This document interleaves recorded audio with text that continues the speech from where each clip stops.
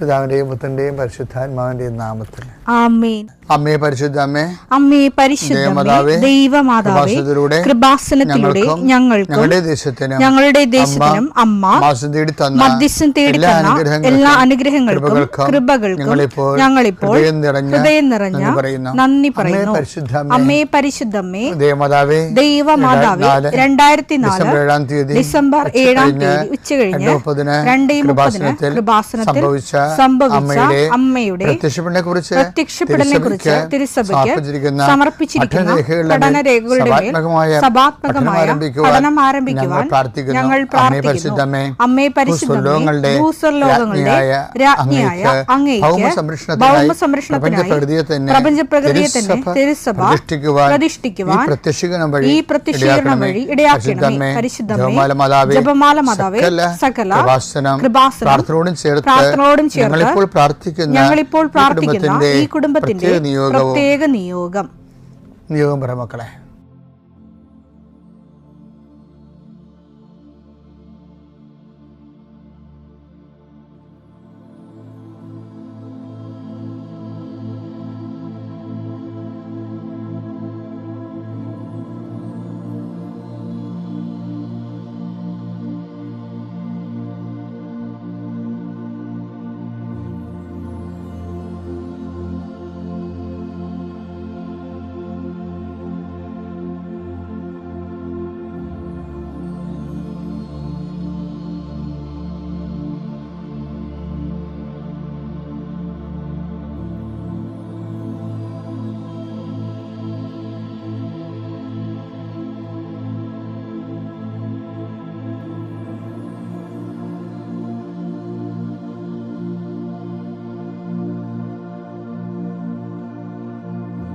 അമ്മയുടെ പ്രത്യക്ഷീകരണത്തിന്റെ ഈ അനുഗ്രഹവേളയിൽ ഞങ്ങൾക്ക് സാധിച്ചു തരുവാൻ കനിയണമേ. ആമേൻ. വിശ്വാസ പ്രമാണം. സർവശക്തനായ പിതാവും ആകാശത്തിന്റെയും ഭൂമിയുടെയും സൃഷ്ടാവുമായ ദൈവത്തിൽ ഞാൻ വിശ്വസിക്കുന്നു. അവിടുത്തെ ഏകപുത്രനും ഞങ്ങളുടെ കർത്താവുമായ ഈശോമിശിഹായിലും ഞാൻ വിശ്വസിക്കുന്നു. ഈ പുത്രൻ പരിശുദ്ധാത്മാവിനാൽ ഗർഭസ്ഥനായി കന്യകാമറിയത്തിൽ നിന്ന് പിറന്ന് പൊന്തിയോസ് പീലാത്തോസിന്റെ കാലത്ത് പീഡകൾ സഹിച്ച് കുരിശിൽ തറയ്ക്കപ്പെട്ട് മരിച്ച് അടക്കപ്പെട്ട് പാതാളങ്ങളിൽ ഇറങ്ങി മരിച്ചവരുടെ ഇടയിൽ നിന്ന് 3-ാം നാൾ ഉയർത്ത് സ്വർഗത്തിലേക്ക് എഴുന്നള്ളി സർവശക്തിയുള്ള പിതാവായ ദൈവത്തിന്റെ വലതുഭാഗത്തിരിക്കുന്നു. അവിടെ നിന്ന് ജീവിക്കുന്നവരെയും മരിച്ചവരെയും വിധിക്കുവാൻ വരുമെന്നും ഞാൻ വിശ്വസിക്കുന്നു. പരിശുദ്ധാത്മാവിലും ഞാൻ വിശ്വസിക്കുന്നു. വിശുദ്ധ കത്തോലിക്കാ സഭയിലും പുണ്യവാന്മാരുടെ ഐക്യത്തിലും പാപങ്ങളുടെ മോചനത്തിലും ശരീരത്തിന്റെ ഉയർപ്പിലും നിത്യമായ ജീവിതത്തിലും ഞാൻ വിശ്വസിക്കുന്നു. ആമേൻ. സുഖസ്ഥനായ ഞങ്ങളുടെ പിതാവേ, അങ്ങയുടെ നാമം പൂജിതമാകണമേ. അങ്ങയുടെ രാജ്യം വരണമേ. അങ്ങയുടെ തിരുമനസ് സ്വർഗത്തിലെ പോലെ ഭൂമിയിലും ആകണമേ. അന്നു വേണ്ടുന്ന ആഹാരം ഇന്ന് ഞങ്ങൾക്ക് തരണമേ. ഞങ്ങളോട് തെറ്റ് ചെയ്യുന്നവരോട് ഞങ്ങൾ ക്ഷമിക്കുന്നത് പോലെ ഞങ്ങളുടെ തെറ്റുകൾ ഞങ്ങളോടും ക്ഷമിക്കണമേ. ഞങ്ങളെ പ്രലോഭനത്തിൽ ഉൾപ്പെടുത്തരുതേ, തിന്മയിൽ ഞങ്ങൾ രക്ഷിക്കണമേ. ആമേൻ. നന്മ നിറഞ്ഞ മറിയമേ, സ്വസ്തി. കർത്താവ് അങ്ങയുടെ കൂടെ സ്ത്രീകളിൽ അങ്ങ് അനുഗ്രഹിക്കപ്പെട്ടവളാകുന്നു. അങ്ങയുടെ ഉദരത്തിൻ ഫലമായി ഈശോ അനുഗ്രഹിക്കപ്പെട്ടവനാകുന്നു. പരിശുദ്ധ മറിയമേ, തമ്പുരാന്റെ അമ്മേ, പാപികളായ ഞങ്ങൾക്ക് വേണ്ടി ഇപ്പോഴും ഞങ്ങളുടെ മരണസമയത്തും തമ്പുരാനോട് അപേക്ഷിക്കണമേ. ആമേൻ. കർത്താവേ, നിന്റെ ഉന്നതമായ നാമത്തിന് സ്വസ്ഥം ചെയ്യുന്നു. കർത്താവേ, നിന്റെ വിശുദ്ധ പൗരോഹിത്യത്തെ മഹത്വപ്പെടുത്തണമേ. കർത്താവേ, സഭയിലുള്ള സാന്നിധ്യം ദൃഢമാക്കണമേ. 39 വർഷം ഞാൻ അർപ്പിച്ച കൃപാന്റെ യുഗതിയായി കൃപാസ്ഥാന ജീവനോടെ പ്രത്യക്ഷപ്പെട്ട മാതാവിൻ്റെ മാധ്യസ്ഥയിൽ അത്താറയിൽ നടന്ന 10,000-കണക്കിന് ആരാധന ശക്തിയാൽ കർത്താവ് ഈ പ്രഭാതത്തിലെ അങ്ങയുടെ മക്കളെ കാത്ത് കൊതിച്ചിരിക്കുകയാണ്. ഈശോയെ, നിന്റെ വലതുകരത്തിൻ്റെ ഒരാശീർവാദം കിട്ടാൻ വേണ്ടി കർത്താവേ, ഉദ്യോഗത്തിൻ്റെ കാര്യത്തിന് വേണ്ടി പോകുന്നവരുണ്ട്, പഠന കാര്യങ്ങൾക്ക് വേണ്ടി പോകുന്നവരുണ്ട്, ജീവിത വ്യാപാരങ്ങൾക്ക് സാമ്പത്തിക കാര്യങ്ങൾക്ക് വേണ്ടി പോകുന്നവരുണ്ട്, ജോലി സംബന്ധമായ കാര്യങ്ങൾക്ക് വേണ്ടി പോകുന്നത് അവരുടെ എല്ലാം കർത്താവിന് തിരുസേന സമർപ്പിക്കുന്നു. ടെസ്റ്റ്, ഇൻ്റർവ്യൂ, പരീക്ഷ, അതുപോലെ ഏജൻസി, ക്രയവിക്രയങ്ങൾ, ജീവിതമാർഗങ്ങൾ, വിദൂര യാത്രകൾ, അങ്ങനെ ബന്ധുത്വം മുറക്ക് പോകുന്ന വിവാഹ യാത്രകൾ, ഈശോയെ എവിടെയെല്ലാമൊക്കെ പോകുന്നു അവിടെയെല്ലാം അങ്ങയുടെ മക്കളുടെ കൂടെ നീ ഉണ്ടാകണമേ എന്ന് പ്രാർത്ഥിക്കുന്നു. ഇന്നത്തെ മുഴുവൻ യാത്രകളിൽ കർത്താവ് നിൻ്റെ കൂടെ ഉണ്ടാവുകയും മാതാവ് നിൻ്റെ വലതുകരം ഗ്രഹിക്കുകയും സഞ്ചാരി മാതാവ് രാത്രി നീ തിരികെ വരുമ്പോൾ നിന്നെ ആരോഗ്യത്തോടെയും സമാധാനത്തോടെയും സുരക്ഷിതമായി ദൈവം നിന്നെ തിരികെ എത്തിക്കുകയും ചെയ്യട്ടെ. നിത്യം പിതാവും പുത്രനും പരിശുദ്ധാത്മാവും സുരക്ഷിതം നീക്കുവാമേ. എൻ്റെ പ്രിയപ്പെട്ടവരെ, ക്രിസ്തീയ ജീവിതവും കൃപാവര മുന്നേറ്റവും അതിൻ്റെ ആക്ടിവേഷൻ പ്രിൻസിപ്പിൾ എന്ന് പറയുന്നത് ഓർമ്മയാണ്. ഓർമ്മയുണ്ടെങ്കിൽ ക്രിസ്ത്യ ജീവിതം കൃപാവര മുന്നേറ്റവും നടക്കും. ഓർമ്മയാണ് ഇതിൻ്റെ മെയിൻ സംഭവം. എന്ന് വെച്ചാൽ നമുക്ക് ഒരാൾ കോമയിലാണ്, അയാൾക്ക് ഓർമ്മയിലെന്ന് പറയുന്ന ആ ഓർമ്മയല്ല. രണ്ട് തരം ഓർമ്മകൾ, ആത്മീയ ഓർമ്മകളുണ്ട്. ഒന്ന്, നമുക്ക് ഈശോനെക്കുറിച്ചുള്ള ഓർമ്മകൾ. അതുപോലെ പ്രധാനപ്പെട്ടതാണ് ഈശോയ്ക്ക് നമ്മളെക്കുറിച്ചുള്ള ഓർമ്മകൾ. പക്ഷെ ഇത് ചിലപ്പോൾ രണ്ട് ഫംഗ്ഷനായി മാറും. ഇപ്പം ഈ ഉദാഹരണത്തിന് നമുക്ക് ഈശോയെക്കുറിച്ച് ഓർമ്മ വേണമെങ്കിൽ നമുക്ക് എളുപ്പമാണ്. എന്താണ്? പരിശുദ്ധ കുർബാന ഭക്തിയോടെ അർപ്പിച്ചാൽ മതി. അപ്പം നമുക്ക് ഈശോയെക്കുറിച്ച് ഓർക്കാൻ പറ്റും. അതിൽ ഈശോ എന്താ പറഞ്ഞത്? ഇതിൻ്റെ ഓർമ്മയ്ക്കായി ചെയ്യുവൻ. ലൂക്ക 22:19. പിന്നെ അവൻ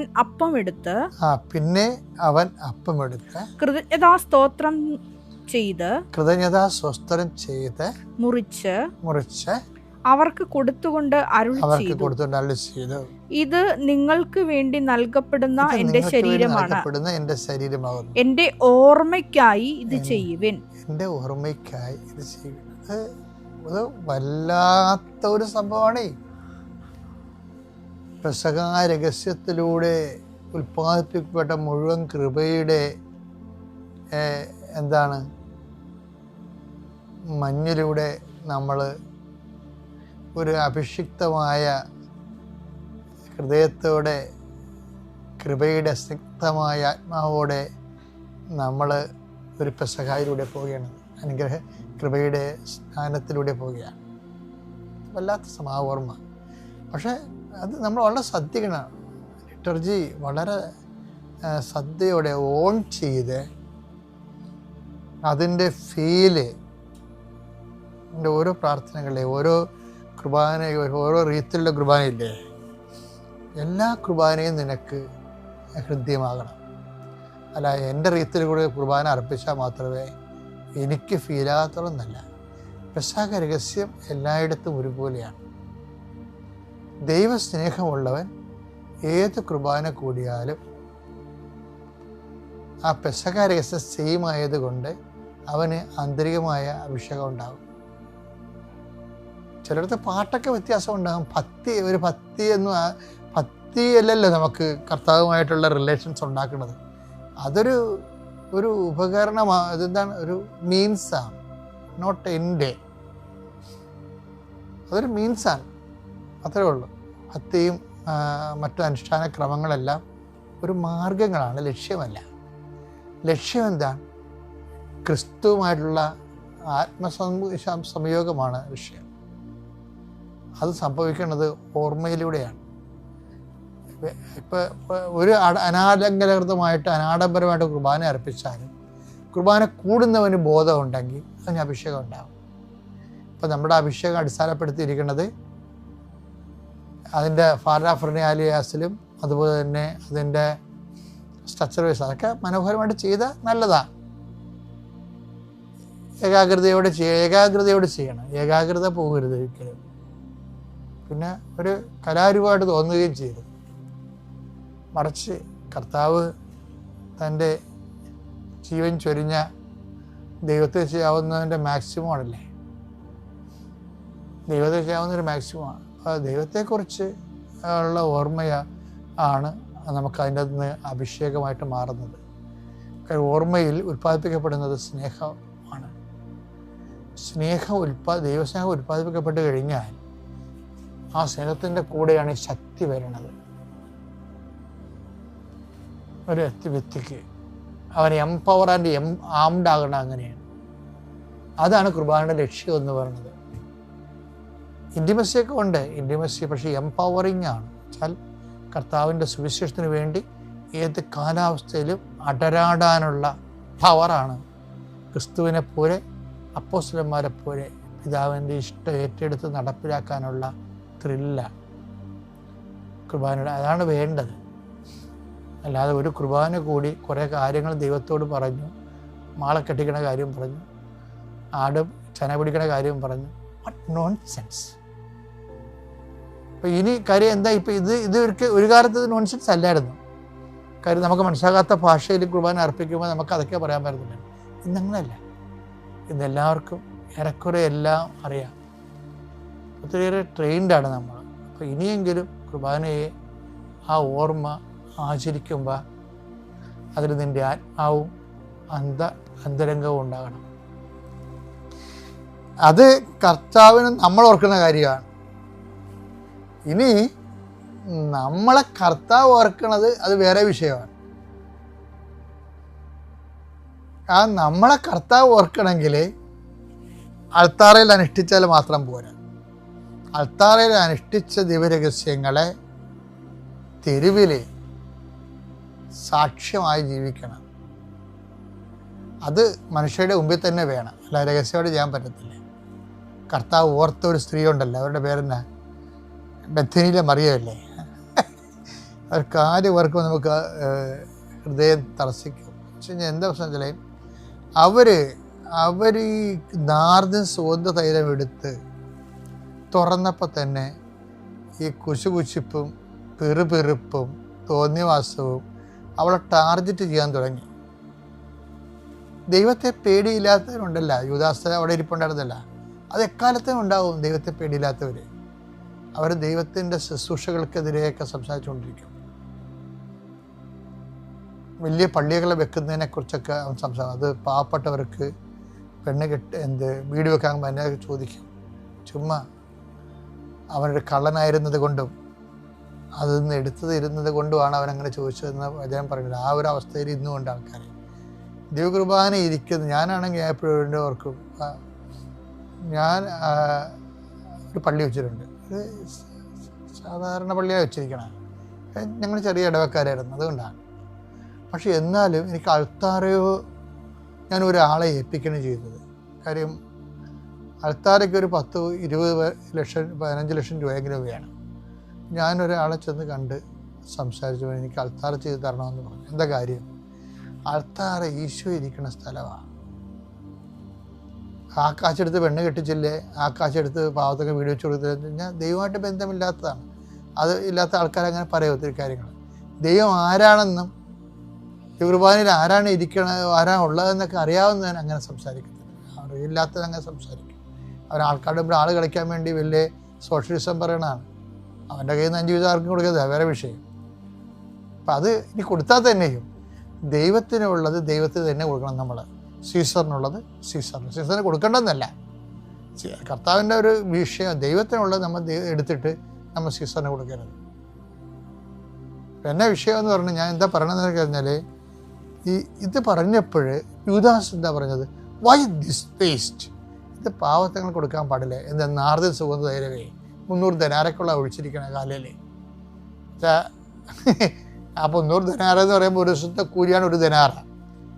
ഈ യഹൂദിന് 300 ദിവസമേ ഉള്ളൊരു വർഷം, ബാക്കിയെല്ലാം 52 ശനിയാഴ്ച പോകും. 365 ദിവസത്തിൽ 52 ശനിയാഴ്ച പോകും. പിന്നെ കൂടാര തിരുനാൾ, വേറെ തിരുനാളെല്ലാം കൂടി ഈ 65 ദിവസവും പോകും. പിന്നെ 300 ദിവസമേ ഉള്ളൂ. ആ 300 ദിവസം പണിയെടുത്ത മൊത്തം കാശാണ് കർത്താവിൻ്റെ പാദത്തെങ്കിൽ സുഗന്ധയിലുമായിട്ട് ഉപേക്ഷിക്കുന്നത്. ജീവൻ തിരിച്ച് കിട്ടിയിട്ടാണ് ആ കുടുംബത്തിൻ്റെ ജീവൻ തിരിച്ച് കിട്ടുന്നവർ അതിൻ്റെ അപ്പുറം ചെയ്യും. അപ്പോഴാണ് യൂദാസിനെ പോലെ ദൈവത്തെ അറിയാൻ പാടില്ലാതെ, കൂടാളത്തിൻ്റെ പോലെ ദൈവത്തെ അറിയാൻ പറ്റാത്ത കക്ഷിയാണ് അയാൾ. അയാളുടെ ലക്ഷ്യം വേറെയാണ്. അതുകൊണ്ടാണ് ദൈവത്തെ അറിയാം. ലക്ഷ്യം വേറെയാണെങ്കിൽ ദൈവത്തെ അറിയാൻ പറ്റത്തില്ല ഒരിക്കലും. ദൈവത്തിന് വേണ്ടി ചെയ്യുന്ന കാര്യം അറിയാൻ പറ്റത്തില്ല. അപ്പോൾ കർത്താവ് പറഞ്ഞൊരു വാക്കുണ്ട്, നീ അവളെ വിഷമിപ്പിക്കാതിരിക്കുമോ? അത് കേട്ടെ, വചനം കേട്ടെ. 10:26-11 ദരിദ്രർ എപ്പോഴും നിങ്ങളോട് കൂടെയുണ്ട്. ഞാനാകട്ടെ എപ്പോഴും നിങ്ങളോട് കൂടെ ഉണ്ടായിരിക്കുകയില്ല. എന്നെ സംസ്കരിക്കുന്നതിനുള്ള ഒരുക്കമായിട്ടാണ് ഇവൾ എന്റെ ശരീരത്തിൽ തൈലം പൂശിയത്. സത്യമായി ഞാൻ നിങ്ങളോട് പറയുന്നു, സത്യമായി ഞാൻ നിങ്ങളോട് പറയുന്നു, ലോകത്തിൽ എവിടെയെല്ലാം ഈ സുവിശേഷം പ്രസംഗിക്കപ്പെടുമോ അവിടെയെല്ലാം ഇവൾ ചെയ്ത കാര്യവും ഇവളുടെ സ്മരണയ്ക്കായി, ഇവളുടെ ഓർമ്മയ്ക്കായി പ്രസ്താവിക്കപ്പെടും. അവളെ ദൈവം ഓർക്കണ വിധം കണ്ടില്ലേ? അതായത് നമ്മൾക്ക് ദൈവം നമ്മളെ ഓർക്കുന്ന വിഷയമുണ്ട്. അതിനെന്ത് ചെയ്യാന്നറിയാവോ? അൾത്താരയ്ക്ക് വെളിയിൽ, മനുഷ്യരുടെ മുമ്പിൽ, പ്രതിസന്ധികളുടെ ഇടയിൽ, ആക്ഷേപത്തിന് നടുവിൽ കർത്താവിനെ നമ്മൾ ശുശ്രൂഷിക്കണം. അങ്ങനെയാണെങ്കിലുണ്ടല്ല, കർത്താവിന് നമ്മളെക്കുറിച്ചുള്ള ഓർമ്മ ഒരു ഒന്നൊന്നര ഓർമ്മയായിരിക്കും. ചിലർ ഭയങ്കര കുർബാന ഭക്തന്മാരായിരിക്കും, പക്ഷെ ഒരിക്കലും കുർബാനയ്ക്ക് വെളിയിൽ കർത്താവില്ല. അവർക്ക് ജീവിതത്തിലില്ല, കുടുംബത്തിലില്ല, ദൈവത്തിന് വേണ്ടി ഒന്നും ചെയ്യത്തില്ല. ഇപ്പം അൾത്താരയ്ക്ക് വെളിയിൽ ഇതുപോലെയുള്ള സാക്ഷ്യപ്പെടുത്തലുകളില്ലാത്ത ജീവിതമാണെങ്കിൽ നീ അൾത്താര വയറ്റിപ്പഴപ്പിന് വേണ്ടി ഉപയോഗിക്കുന്നതാണെന്നായിരിക്കും ദൈവം ഉദ്ദേശിക്കുന്നത്. അപ്പോൾ ആ ഓർമ്മ പോലും ഓർമ്മയായിരിക്കത്തില്ല. ഇപ്പം രണ്ട് ഓർമ്മയാണുള്ളത്. ഒന്ന് നമ്മൾ ദൈവത്തെ ഓർക്കണം, അതാണ് പരിശുദ്ധ കുർബാന. മറ്റത് ദൈവം നമ്മളെ ഓർക്കണം, അത് മനുഷ്യരുടെ മുമ്പിൽ ആക്ഷേപത്തിൻ്റെയും അപമാനത്തിനും നടുവിൽ കർത്താവിനെ നമ്മൾ സാക്ഷ്യം വഹിക്കണം. അമ്മ മാതാവിനും ഈശോയ്ക്കും 1000 നന്ദി. അമ്മയുടെ പ്രത്യക്ഷീകരണത്തിന് സാക്ഷിയായി ഞങ്ങളെ ഉയർത്തിയതിന് കോടാനുകോടി നന്ദി പറയുന്നു. എൻ്റെ പേര് സിന്ധു. ഞങ്ങൾ കോട്ടയം ജില്ലയിലെ ചാമക്കാലയിൽ നിന്ന് വരുന്നു. എൻ്റെ മകൾ അമലു. ഞങ്ങൾ ഉടമ്പടി എടുക്കാനുള്ള കാരണം, എൻ്റെ മകൾക്ക് നഴ്സിങ്ങിന് പഠിക്കുവാൻ പോയപ്പോൾ തൊട്ട് ഭയങ്കര ബുദ്ധിമുട്ടായിരുന്നു. അതുപോലെ എൻ്റെ ഭർത്താവിൻ്റെ പാർക്കിൻസൺസ് രോഗം, അതാണ് മെയിനായിട്ട് ഞങ്ങൾ ഉടമ്പടി എടുക്കുവാനുണ്ടായ കാരണം. മകളുടെ സാക്ഷ്യം മകൾ തന്നെ പറയും. എൻ്റെ ഭർത്താവിന് പാർക്കിൻസൺസ് രോഗമായിട്ട് 15 വർഷമായിട്ട് ആകെ വയ്യാതിരിക്കുകയായിരുന്നു. ഒത്തിരി ട്രീറ്റ്മെൻറ്റ് ചെയ്തു, മരുന്ന് കഴിച്ചുകൊണ്ടിരിക്കുകയായിരുന്നു. അപ്പോൾ ഇവിടെ വന്ന് ഉടമ്പടി എടുത്തതിൻ്റെ ഫലമായിട്ട് ഓപ്പറേഷൻ ചെയ്യുവാൻ സാധിച്ചു. അതിന് 17 ലക്ഷം രൂപ ചിലവാകുമായിരുന്നു. ഡോക്ടർ 17 ലക്ഷം രൂപ എഴുതി വേണമെന്ന് എഴുതി തന്നു. ഞങ്ങളെക്കൊണ്ട് അത് ഒട്ടും സാധിക്കുന്ന കാര്യമല്ലായിരുന്നു. ഞങ്ങളൊരു സാധാരണ ഫാമിലിയിൽപ്പെട്ടവരായിരുന്നു. അതിൻ്റെ ഉടമ്പടി എടുത്ത് പ്രാർത്ഥിച്ചതിൻ്റെ ഫലമായി നേർച്ച വസ്തുക്കളുടെ ഉപയോഗത്താൽ ഭർത്താവിന് ഓപ്പറേഷന് ഉള്ള പൈസ ഞങ്ങളുടെ ബന്ധുക്കളും ഇടവകയിൽ നിന്നും ഞങ്ങൾക്ക് അത് പെട്ടെന്ന് തന്നെ റെഡിയാകുകയായിരുന്നു. 1 മാസം കൊണ്ട് തന്നെ പലരിൽ നിന്ന് ഞങ്ങൾക്ക് അത് ദൈവത്തിൻ്റെ ഓരോ ആൾക്കാർ വന്ന് ഞങ്ങളെ സഹായിക്കുകയായിരുന്നു. അതുപോലെ എനിക്ക് 8 വർഷമായിട്ട് എൻ്റെ വലതു കൈ ഭയങ്കര ബുദ്ധിമുട്ടായിരുന്നു, ഭയങ്കര വേദനയും, പുറകോട്ട് തിരിക്കാൻ പോലും വയ്യ. രാത്രി കിടക്കുമ്പോൾ ഭയങ്കര വേദനയായിരുന്നു. അത് മാതാവിൻ്റെ ഉടമ്പടി തൈലം എന്നും ഞാൻ കിടക്കുമ്പോൾ വിശ്വാസ പ്രമാണം ചൊല്ലി പ്രാർത്ഥിച്ച് പുരട്ടുമായിരുന്നു. അതിൻ്റെ ഫലമായിട്ട് എൻ്റെ കഴുത്ത് വേദനയും തലയ്ക്ക് ഭയങ്കര വേദനയും, എന്തെങ്കിലും കാര്യം ഓർക്കുമ്പോൾ കൂടുതൽ ടെൻഷൻ കയറി ഭയങ്കര വേദന എടുത്ത് ഞാൻ പലപ്പോഴും ടെൻഷൻ പിടിച്ചായിരുന്നു ജീവിച്ചിരുന്നത്. അതിന് സഞ്ചാരി മാതാവ് എപ്പോൾ എൻ്റെ വേദന മാറ്റി നിർത്തില്ല. ഞാൻ ഓരോ ഉടമ്പടിയിലും അത് നിയോഗമായിട്ട് എഴുതുമായിരുന്നു. എന്നും പ്രത്യക്ഷീകരണത്തിൻ്റെ സാക്ഷിയായി എന്നെ ഉയർത്തണമേ എന്ന് ഞാൻ മാതാവിനോട് പ്രാർത്ഥിച്ചിരുന്നു. അത് മാതാവ് എനിക്ക് പരിപൂർണമായിട്ട് മാറ്റിത്തന്നു. പിന്നെ അതുപോലെ ഞങ്ങളുടെ കുടുംബസ്വത്ത്, ഞങ്ങൾക്ക് സ്വന്തമായിട്ട് സ്ഥലമില്ലായിരുന്നു. ഭർത്താവിൻ്റെ അപ്പൻ്റെ പേരിലായിരുന്നു എല്ലാ സ്ഥലവും. അത് 50 വർഷമായിട്ട് ഇങ്ങനെ ഒന്നും ചെയ്യാതെ, ഉടമ്പടി പോലും ചെയ്യാതെ, ആധാരം പോലും ചെയ്യാതെ ഇങ്ങനെ ഇട്ടിരുന്നു. ഞാനിവിടെ വന്ന് അത് ഉടമ്പടി നിയോഗത്തിൽ എഴുതിയിട്ടിരുന്നു. അതുപോലെ നേർച്ച വസ്തുക്കൾ, ഉപ്പ് പറമ്പിൻ്റെ 4 അതിരിലും കൊണ്ടിട്ടിരുന്നത്. 50 സെൻറ്റ് സ്ഥലമുണ്ടായിരുന്നു. അത് ഞങ്ങളുടെ സഹോദരനും ഞങ്ങൾക്കുമായിട്ട് അത് എഴുതിത്തരുവാനും മാതാവിൻ്റെ പ്രത്യേക അനുഗ്രഹത്താൽ സാധിച്ചു. ഇനി ഈശോയുടെ മാതാവിന് നന്ദി പറയുന്നു. അതുപോലെ ഒത്തിരി രോഗസൗഖ്യം ക്ഷമിക്കുവാനുള്ള കൃപ എനിക്ക് ഒത്തിരി കിട്ടി. ഒരു വ്യക്തിയോട് ഭയങ്കരമായിട്ട് ക്ഷമിക്കുവാൻ എൻ്റെ മനസ്സിലുണ്ടായിരുന്നു. അതെല്ലാം മാതാവ് പ്രത്യേക അനുഗ്രഹം തന്ന് എനിക്ക് ക്ഷമിക്കുവാനും സഹിക്കുവാനുമുള്ള ദൈവം കൃപ തന്നു. കാരുണ്യപ്രവർത്തികളായിട്ട് ഞാൻ ചെയ്യുന്നത് എൻ്റെ അടുത്തുള്ള ഓരോ വ്യക്തികളെയും ഞാൻ പ്രത്യേകം കണ്ട് ഞാൻ ഓരോ കാരുണ്യപ്രവർത്തികൾ ചെയ്യുന്നത് ഞാൻ മറ്റുള്ളവരോട് പറയാറില്ല. എങ്കിലും എനിക്ക് പറ്റാവുന്ന വിധത്തിൽ രോഗിയായ അമ്മയും ഭർത്താവും ഉള്ളതുകൊണ്ട് പുറത്ത് പോയി ഒത്തിരി കാരുണ്യപ്രവർത്തികൾ ചെയ്യാൻ സാധിക്കില്ല. എന്നാലും എന്നെ പറ്റുന്ന വിധത്തിലുള്ള സഹായങ്ങൾ ഞാൻ പള്ളിയുടെ വാതിക്കലൊക്കെ എവിടെയെങ്കിലും ആരെങ്കിലും ഇരിക്കുന്ന കണ്ടുവാണെങ്കിൽ എന്നെ പറ്റുന്ന സഹായം ഞാൻ ചെയ്യാറുണ്ട്. അതുപോലെ ഇവിടുന്ന് മേടിച്ചുകൊണ്ട് പോകുന്ന പത്രം ഞാൻ എല്ലാ ബസ് സ്റ്റാൻഡുകളിലും ഹിന്ദുക്കളുടെ ഇടയിലും ഈയിടെ ഡൽഹിക്ക് പോയപ്പോൾ അവിടെ ഒത്തിരി പേർക്ക് ഹിന്ദുക്കൾക്ക് ഹിന്ദി സംസാരിക്കുന്നവരോട് ആ ഹിന്ദി പത്രം കൊണ്ട് കൊടുത്ത് അവരോട് യൂട്യൂബിൽ ഇതിൻ്റെ ലിങ്ക് ഞാൻ അവർക്ക് കാണിച്ചു കൊടുത്ത് അവരോട് പറയുകയും ഒത്തിരി പേരെ ദൈവാനുഗ്രഹത്താൽ ഉടമ്പടി 2-3 പേരെ എൻ്റെ സഹോദരങ്ങളെ തന്നെ ഉടമ്പടി എടുക്കുവാനുള്ള സാഹചര്യം ഞാൻ ഉണ്ടാക്കി കൊടുത്തു. ഇത്രയും അനുഗ്രഹങ്ങളാണ് എൻ്റെ ജീവിതത്തിൽ ഉണ്ടായത്. ഞാൻ എൻ്റെ മോൾക്ക് കൊടുക്കുക. എൻ്റെ പേര് അമലു. ഞാനിവിടെ വന്ന് ഉടമ്പടി എടുത്തത് 2023 ജനുവരി 2-ാം തീയതിയാണ്. ഇവിടെ വന്ന് ഉടമ്പടി എടുക്കുന്ന സമയത്ത് ഞാൻ 4th ഇയർ നേഴ്സിംഗ് പഠിക്കുമായിരുന്നു. ആ സമയത്ത് തന്നെ എനിക്ക് 2nd ഇയറും 3rd ഇയറും സപ്ലി ഉണ്ടായിരുന്നു. എന്നെ സംബന്ധിച്ചിടത്തോളം എനിക്ക് നേഴ്സിംഗ് എന്ന് പറഞ്ഞു കഴിഞ്ഞാൽ നല്ല പാടായിരുന്നു. വീട്ടുകാരുടെ ഫോഴ്സ് കൊണ്ട് മാത്രം പോയതായിരുന്നു. അങ്ങനെ ഇവിടെ വന്ന് ഉടമ്പടി എടുത്തു. ഉടമ്പടി എടുത്തതിന് ശേഷം ഞാൻ 2nd ഇയറും 3rd ഇയറും സപ്ലി എഴുതി. റിസൾട്ട് വന്നു കഴിഞ്ഞപ്പോൾ വീണ്ടും ഫെയിലായിരുന്നു. പിന്നെയാണ് ഞാനൊന്ന് ചിന്തിച്ചത്, ഇവിടെ ഉടമ്പടി എടുത്തതെന്ന് മാത്രമേ ഉള്ളൂ, ഇവിടെ പറയുന്ന കാര്യങ്ങളൊന്നും ഞാൻ ചെയ്തിട്ടുണ്ടായിരുന്നില്ല. പിന്നെ ഞാൻ ഉടമ്പടി പറയുന്ന കാര്യങ്ങളെല്ലാം ചെയ്യാൻ തുടങ്ങി. ബൈബിളൊക്കെ കുരിശ് വരയ്ക്കുമ്പോൾ മാത്രം പ്രാർത്ഥിക്കുകയുണ്ടായിരുന്നുള്ളൂ. ബൈബിൾ വായിക്കാൻ എനിക്ക് സമയം കിട്ടി. 1 മണിക്കൂറെങ്കിലും എനിക്ക് വായിക്കാൻ സമയം കിട്ടി. ഞങ്ങളുടെ തൊട്ടടുത്ത് പള്ളിയും കാര്യങ്ങളൊന്നും ഇല്ലായിരുന്നു. പിന്നെ എപ്പോഴും ഉടമ്പടി തൈലവും ഉപ്പും ഉപയോഗിച്ചായിരുന്നു ഞാൻ പിന്നെ ചെയ്തുകൊണ്ടിരുന്നത്. അങ്ങനെ വീണ്ടും ഞാൻ ഉടമ്പടി ഇവിടെ വന്നിട്ട് പുതുക്കിയതിന് ശേഷം ഞാൻ 2nd ഇയറും 3rd ഇയറും സപ്ലി എക്സാം എഴുതിയതിന് ശേഷം എനിക്ക് റിസൾട്ട് വന്നു കഴിഞ്ഞപ്പോൾ രണ്ടും ഒരുമിച്ച് പാസ്സായിട്ടുണ്ടായിരുന്നു. പിന്നെ 4th ഇയറിൻ്റെ എക്സാം ആയപ്പോഴത്തേക്ക് എനിക്ക് ആകെ 1-1.5 മാസം ഉണ്ടായിരുന്നുള്ളൂ, പഠിക്കാൻ ടൈം ഉണ്ടായിരുന്നുള്ളൂ. അപ്പോൾ എന്നെ സംബന്ധിച്ചിടത്തോളം ഫസ്റ്റ് ഇങ്ങനെ ഡിക്ഷണറി പോലെയുള്ള ബുക്കൊക്കെ ആദ്യം തൊട്ടേ പഠിക്കാമെന്ന് പറഞ്ഞു കഴിഞ്ഞാൽ എന്നെക്കൊണ്ട് നല്ല പാടായിരുന്നു. അപ്പോൾ ഞാൻ മാതാവിനോട് പറഞ്ഞു, മാതാവ് എനിക്കങ്ങനെ നീ എന്നെ ഒന്ന് ഹെൽപ്പ് ചെയ്യണേ, എനിക്കൊന്നും അറിയത്തില്ല എന്ന് പറഞ്ഞു. അങ്ങനെ ഞാൻ എന്താണോ ബുക്ക് എടുക്കുമ്പോൾ ആദ്യം കാണുന്ന എന്തൊക്കെയാണോ അത് മാത്രം പഠിച്ചു. അങ്ങനെ ഞാൻ എക്സാം എഴുതാൻ പോയപ്പോൾ ഉടമ്പടി ഉപ്പ് ഞാൻ കൈ പിടിച്ച് അവിടെ ഇരുന്നോടത്തിട്ട് പ്രാർത്ഥിച്ചിട്ടാണ് ഞാൻ പോയത്. ഉടമ്പടി തൈലവും തേച്ചിട്ടായിരുന്നു പോയത്.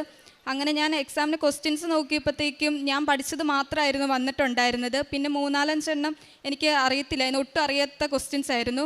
അറിയാവുന്നതിൻ്റെ ആൻസേഴ്സ് ആദ്യം എഴുതി. അതിനുശേഷം അറിയത്തില്ലാത്തതിൻ്റെ എന്ത് എഴുതണമെന്ന് അറിയാണ്ട് ഇങ്ങനെ ഇരുന്ന് പ്രാർത്ഥിക്കാൻ തുടങ്ങി. അപ്പോൾ എനിക്ക് എവിടുന്നോ ഇങ്ങനെ പറഞ്ഞു തരാൻ തുടങ്ങി ആരൊക്കെയോ. അപ്പം ഞാൻ തെറ്റാണോ ശരിയാണോ എന്ന് പോലും എനിക്ക് അറിയാണ്ട് ഞാനങ്ങ് എഴുതാൻ തുടങ്ങി. ഒരു അറിയാൻ മേലാത്ത ആൻസേഴ്സ് വരെ ഞാൻ 1-2 പേജ് നിറച്ചു അങ്ങ് എഴുതി. അത് ഭയങ്കര ഒരു മാതാവിൻ്റെ ഭയങ്കര ഒരു പ്രസൻസ് ആയിരുന്നു എനിക്ക് ആ ഒരു ടൈമിലുണ്ടായിരുന്നത്. റിസൾട്ട് വന്നു കഴിഞ്ഞപ്പോഴത്തേക്കും എനിക്ക് ഫസ്റ്റ് ക്ലാസ്സോടെ ഞാൻ പാസ്സായി. പിന്നെ എൻ്റെ 2ാമത്തെ സാക്ഷ്യം എന്ന് പറയുന്നത്, എനിക്ക് ചെറുപ്പത്തിൽ പീരീഡ്സ് ഇപ്പം മാസത്തിൽ 2 തവണ വരുമായിരുന്നു. അങ്ങനെ ഞാൻ ആശുപത്രി പോയി മെഡിസിൻസ് ഒക്കെ എടുത്തിട്ടുണ്ടായിരുന്നു. വീണ്ടും അതിനുശേഷം പിന്നെ വന്നിട്ടുണ്ടായിരുന്നില്ല. പിന്നെ കഴിഞ്ഞ വർഷം ഇതുപോലെ തന്നെ മാസത്തിൽ 2 തവണ വന്നു. ഒരു തവണ തന്നെ എനിക്ക് വരുമ്പോൾ ഭയങ്കര എന്നെ സംബന്ധിച്ചിടത്തോളം നല്ല പെയിനായിരിക്കും.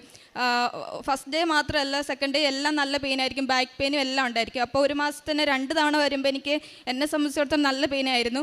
അപ്പോൾ ഞാൻ ഈ പ്രാവശ്യം ആശുപത്രി ഒന്നും പോയിട്ടുണ്ടായിരുന്നില്ല. ഉടമ്പടി തൈലം മാത്രം വയറ് തേച്ച് അങ്ങനെ പ്രാർത്ഥിച്ചതിൻ്റെ ഫലമായി പിന്നീട് ഒരിക്കലും എനിക്ക് അങ്ങനെ ഉണ്ടായിരുന്നില്ല. ഈ 2 സാക്ഷ്യങ്ങളാണ് അമ്മ മാതാവ് എനിക്ക് സാധിച്ചു തന്നത്. പിന്നെ എനിക്കറിയാവുന്ന ഫ്രണ്ട്സിനും എല്ലാവർക്കും ഞാൻ ഇവിടുത്തെ ഉടമ്പടി ധ്യാനത്തിൻ്റെ ഇത് യൂട്യൂബിൽ ഇത് അയച്ചു കൊടുക്കുമായിരുന്നു. പിന്നെ ബൈബിൾ വായിക്കാൻ നേരത്തെ ഒന്നും അത്രയും പ്രാർത്ഥന ഉള്ള ഒരു ആളൊന്നും അല്ലായിരുന്നു. അങ്ങനെ പ്രാർത്ഥിക്കാൻ ടൈം കിട്ടി. ഇപ്പോൾ വീട്ടിൽ വരുമ്പോൾ ആണെങ്കിൽ തന്നെ പള്ളിയിൽ പോയി പ്രാർത്ഥിക്കാനും എല്ലാം എനിക്ക് ഒരുപാട് സാധിക്കുന്നുണ്ട്. അമ്മയ്ക്കും മാതാവിനും ഒരുപാട്.